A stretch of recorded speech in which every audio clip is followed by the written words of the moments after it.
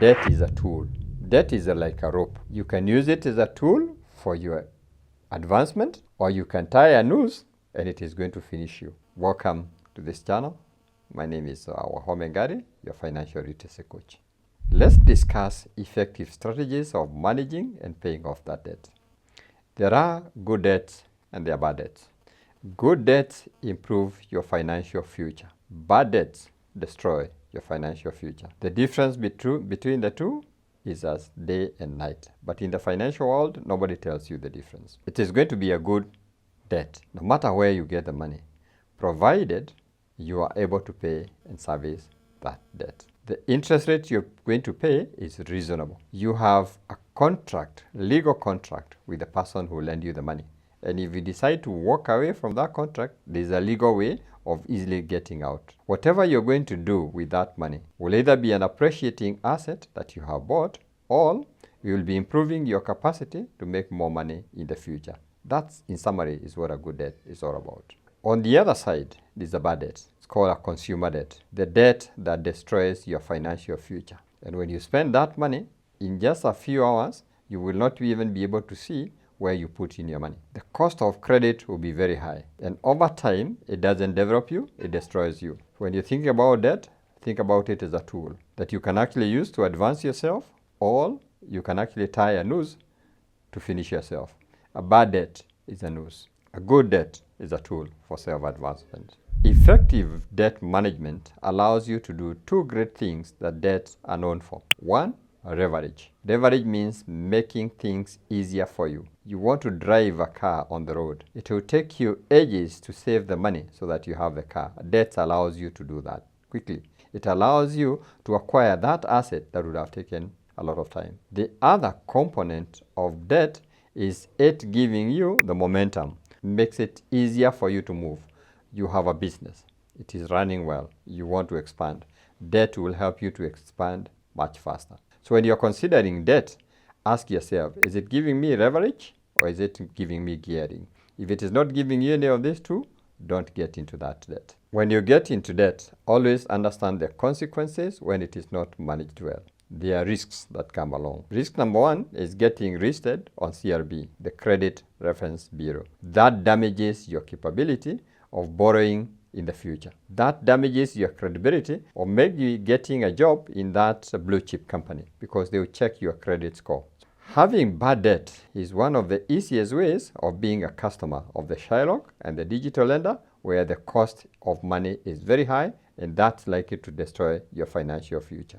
Being in a lot of bad debt, having a lot of debt, it's an easier way of breaking relationships. What will be the situation at home when we are not able to meet our obligations because we have so many debts to pay? What will be a relationship with your friends? You borrowed from them and you're not paying back. Bad debt causes broken relationships.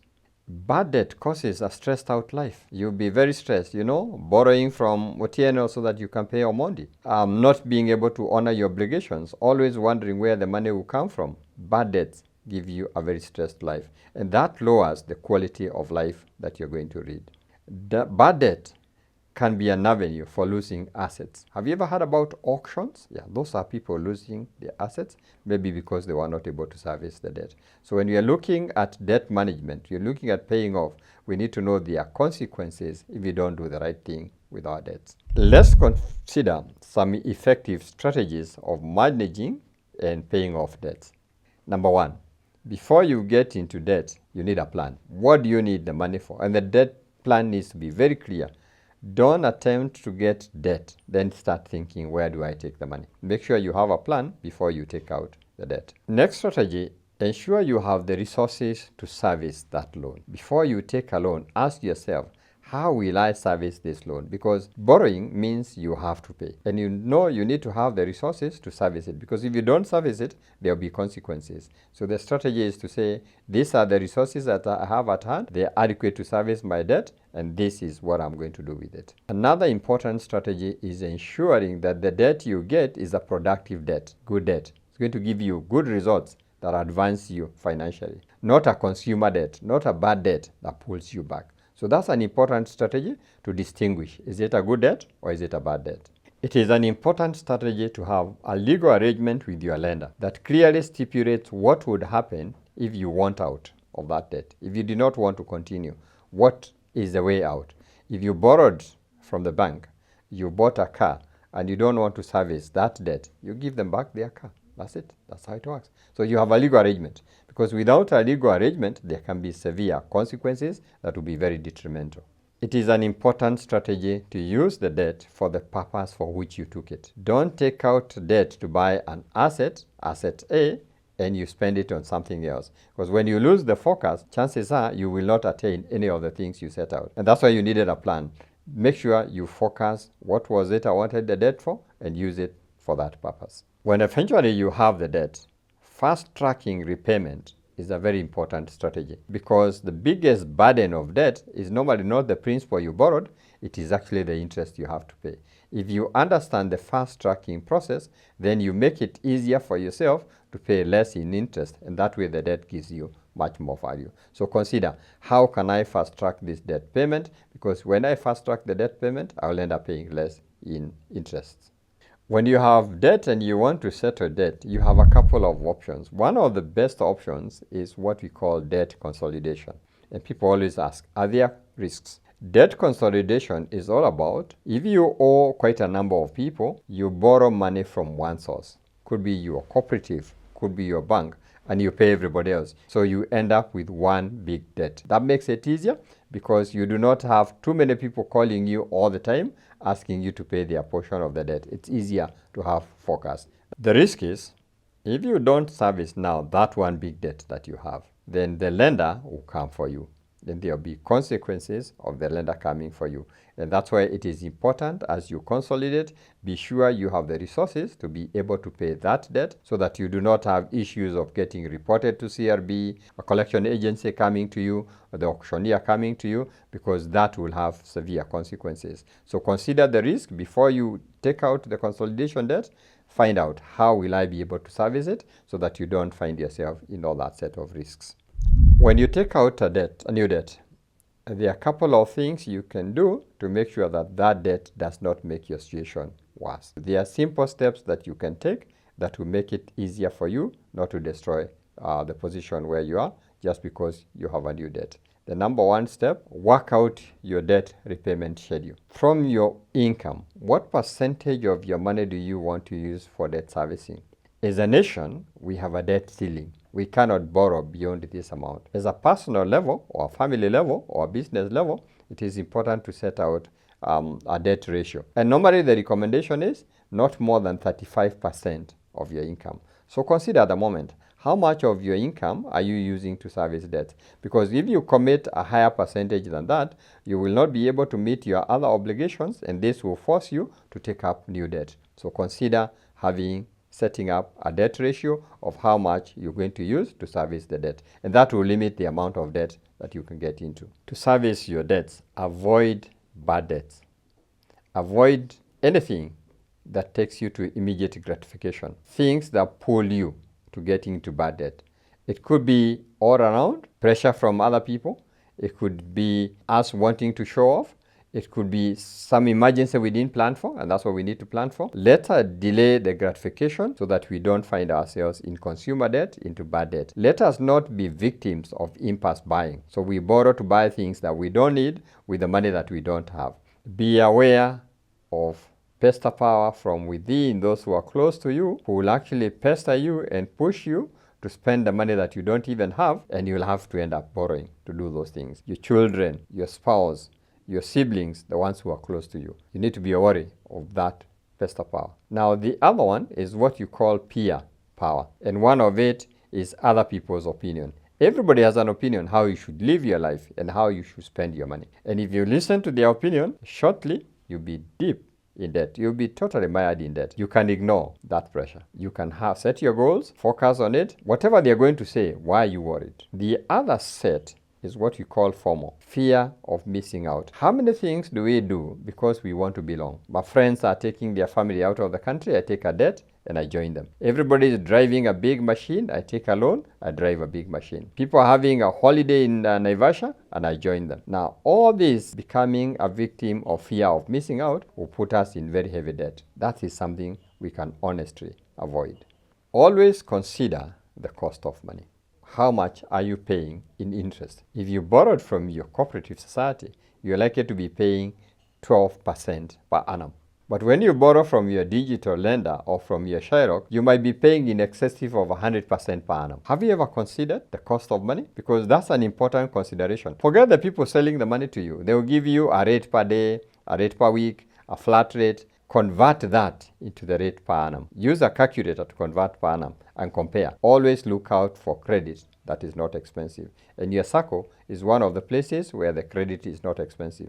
Your friends is another source where the credit will not be expensive. Your chama is a possible source where the credit will not be expensive. When you go to the digital lenders, you go to the Shyrock, now you're getting into the danger zone. Before you take any new debt, can you justify it to yourself? Can you convince yourself it's the right thing to do? Because if you don't convince yourself, why do you engage? You are the financier. You're the one who's going to service it. If it goes bad for you. Before you take a new debt, clear the old ones. Don't pile them up. Just look for the old ones and clear them. That will create room in terms of your revenue to service the new debt. And that's the way you get into a new debt without having problems with it. I've heard people saying, is there a realistic approach of servicing debt? Can you have a plan to service your debt? And my answer is yes, you can have a plan. And we want to look at a couple of plans. In fact, I want to take up a mortgage because a lot of people fear mortgages because they take ages. If you want to have a strategic plan to service the mortgage, rule number one, start your mortgage journey when you're young. When you start when you're young, you will have adequate time to pay your loan. And that means your monthly installments will be low. That's one advantage. Advantage number two that goes along that is that you'll be young, and a lot of mortgages will ask you to go for medical test. When you're younger, you pass the test. As you get older, most mortgage companies want you to pay off by the time you turn 55. If you're 30, you actually have 25 years. And you don't have to get worried. You don't have to pay the 25 years. We'll look for a way of reducing that period. Start the journey, start it early. Rule number two, if you're going to get into a mortgage, don't start with a dream house. Don't start with that 10-bedroomed house with a swimming pool and a carport and a garden and all those things. Just like everything in life is a journey. You can do a startup home and upgrade as you go on. So that's an important consideration. It is going to allow you to be able to pay your debt and pay it well without a lot of stress. When you're getting into a mortgage arrangement, there will be legal contracts to get into. And normally the lender has a lawyer or a legal firm who will prepare these documents. On your side, you need to have your own lawyer to interpret these clauses for you. Just to make sure that if there's a reason for you to negotiate and get a bargain before you start, you have a reason. Because you want clauses that are friendly to you as you continue in the mortgage journey. As a strategy, make sure you have a lawyer who looks at the contracts on your behalf. If there was a dispute and you had used your lender's lawyer, the lawyer stays on that side, you are left alone. That's why you need a lawyer on your side. There are clauses that are important. The people in that business understand all these clauses and they'll be able to help you. So if you want your mortgage journey to be easy, before you sign the papers, get a lawyer to look at those papers for you. The biggest win in servicing a mortgage loan is understanding that interest is computed from the principal. So if you want your interest payment to be lower, then you work to reduce the principal. And there are a couple of ways of making sure that you fast track the reduction of the principal. Number one method is to ensure whatever installment they've asked you to pay per month, you pay slightly more. And whatever money you pay beyond what they are asking you, you make sure that money is allocated to the principal. And that's why you needed your lawyer to check the clauses so that the clauses do not prevent you from doing something like that. When that extra money goes into the principal, your principal comes down much faster. If you got a windfall, you are paying your loan 60,000 shillings every month, and you have gotten a windfall of 600,000. Don't pay 10 months in advance. Utilize all that money to reduce the principal. So if your principal was 9 million and you put in 600, now you brought it down to 8.4 million. Your interest will be worked on the principal and your interest will come down. And that makes it easier for you to fast track the repayment of the loan. So those two things, paying more than the principal, and two, making sure that every time you have a windfall, you actually apply it on the principal. Another very important strategy and step that you take, claim your mortgage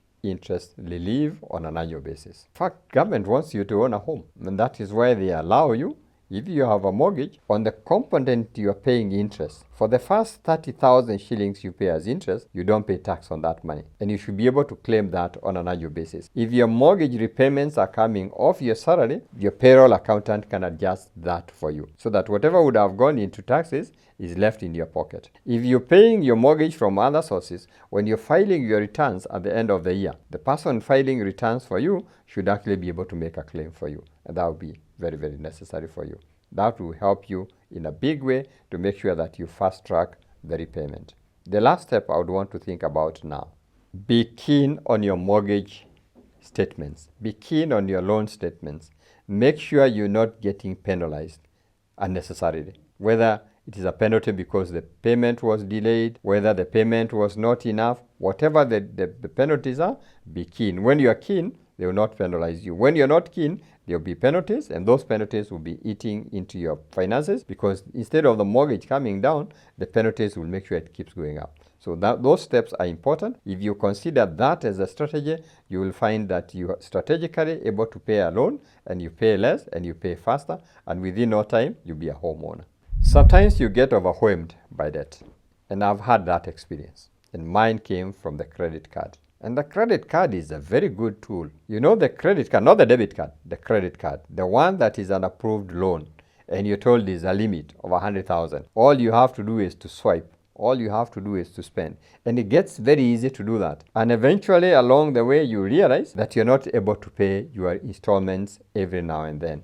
The card company doesn't make it easier for you. They don't tell you many of those things. So they tell you to pay just a small amount. What they don't mention to you is that the amount you have not paid is actually going to become penalties for you, late payment. Before I realized all those things, I had such a hefty debt to pay. And yes, I consolidated, I looked for money somewhere else, I paid out that debt, but I told myself I have to be very responsible in using a credit card. One, I'll not just keep swiping. Two, I'll not take cash on that card, because the cash you take on that card is as expensive as the Shylock's money. And three, when I have a bill at the end of the month, I'll pay that bill in full, because that way I'll not have penalties to pay, I'll not have levies to pay. And you know, if this thing gets very difficult for you, my recommendation is simple. Just go and buy a pair of scissors, cut it into two, return it to the company who gave it to you, ask them for your final dues, pay the balance, and have a nice divorce. If you don't do that,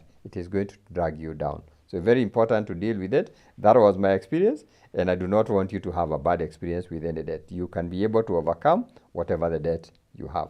You just need to be deliberate and strategic about it. Debt is a tool.